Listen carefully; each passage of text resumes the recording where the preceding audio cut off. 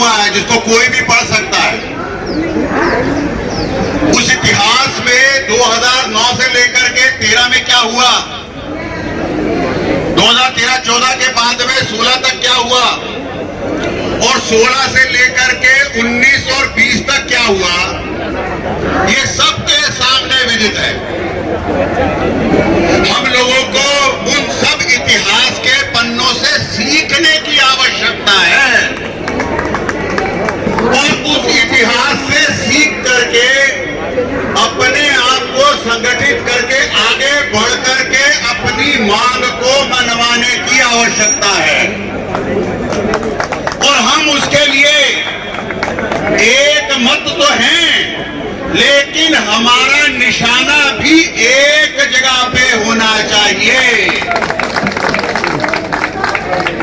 अगर हम आज भी दाएं बाएं इधर उधर रहे तो फिर से और तरह की समस्याओं में फंस जाएंगे,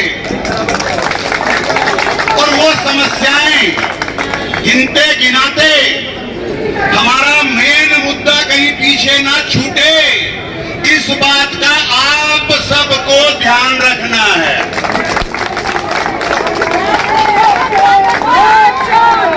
और आप लोग सब इस बात के साक्षी हैं कि क्या क्या घटनाएं इतिहास में किस क्रम से घटी, कब कब हमको किस किस बार कोर्टों के दरवाजे पर झोंका गया या झुकना पड़ा,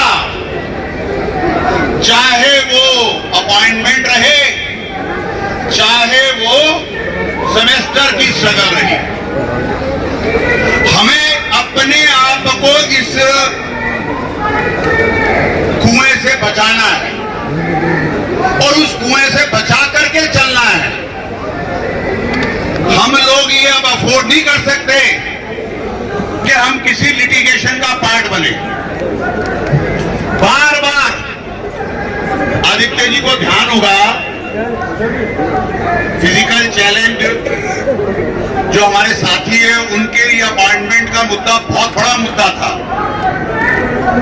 और उनके अपॉइंटमेंट, उनका हक दिलाने का एक मुहिम चला हुआ था।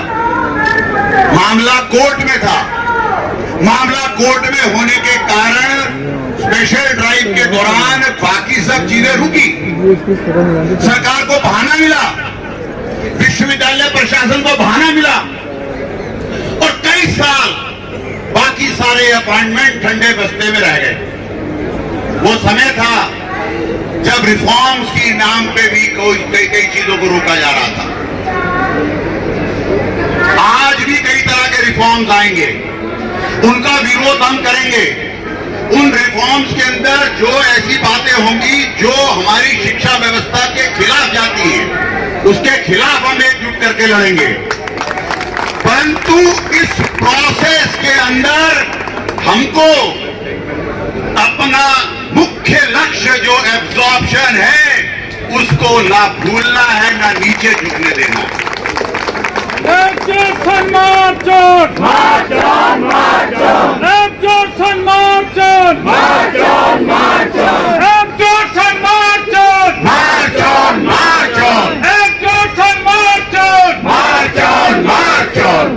साथियों, नाम बहुत सारे लोगों ने लिखवाए हैं और सब लोग बोलना भी चाहते हैं और हम किसी को रोकना भी नहीं चाहते, लेकिन एक व्यवस्था के साथ हम इस कार्यक्रम में आगे बढ़ेंगे तो कोई भी साथी इम्पेशेंट ना हो जाए। जो बात आप कहना चाहते वही आपका हर साथी कहना चाहता है। अगर हम दूसरे की बात को नहीं सुन सकते तो फिर आपकी बात भी कोई नहीं सुनेगा। तो इसलिए आप इसमें कोई कंपटीशन ना करें कि एक बोला है तो मैं बोलूंगा, मैं बोला हूं तो दूसरा क्यों नहीं सुनेगा। इस कंपटीशन में ना लगे। यहां पर एक यूनानिमिटी है, उसका हमको रिस्पेक्ट करना चाहिए। हमको हो सकता है कि बीच में मेंबर ऑफ पार्लियामेंट भी और कुछ आए, वो भी अपनी बात रखेंगे।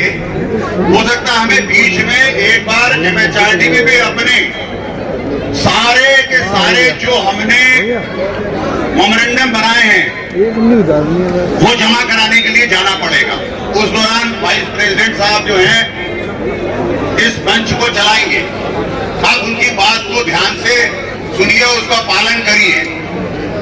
हमने एब्जॉर्प्शन के ऊपर जो मुख्य पत्र बनाया, उसके साथ कोई दूसरा पत्र नहीं मिलाया, उसको बिल्कुल अलग रखा है। बाकी मुद्दों के ऊपर भी पत्र देना है, लेकिन चाहे वो प्रोफेसरशिप टू ऑल हो, एनोमली कमेटीज के माध्यम से, जिसका जिक्र शुरू में राजीव रे भी कर रहे थे, जिसके अंदर कुछ रिकमेंडेशन फाइनलाइज हैं, तो उसके ऊपर भी अपना मांग पत्र, ओल्ड पेंशन स्कीम के ऊपर भी अपना मांग पत्र।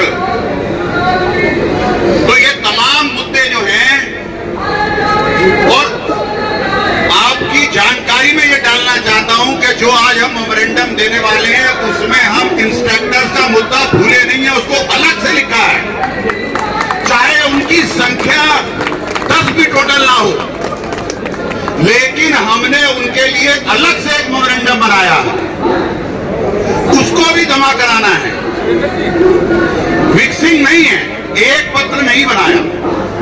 सभी मुद्दे जैसे मैंने आपको बताया, वो सब मुद्दे हमारे लिए इंपॉर्टेंट हैं और इक्वली इंपॉर्टेंट है।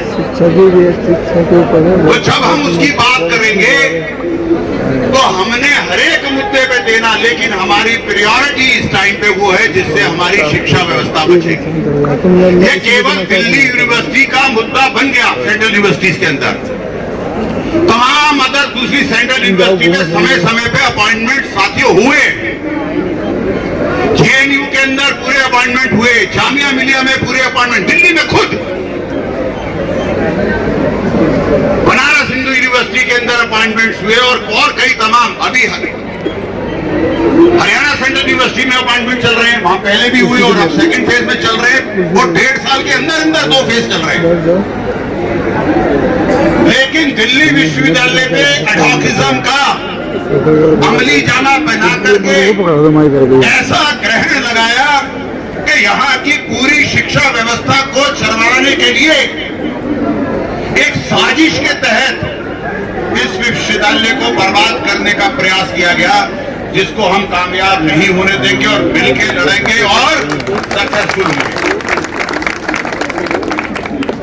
साथियों, अब आगे की कार्रवाई के लिए मैं अपने सेक्रेटरी साहब को कहूंगा कि थोड़ा सा इसको थोड़ी देर चलाएं, फिर सेक्रेटरी साहब मुझे शायद बीच में मंत्रालय में ये अपने मेमोरेंडम जमा कराने जाना पड़ेगा।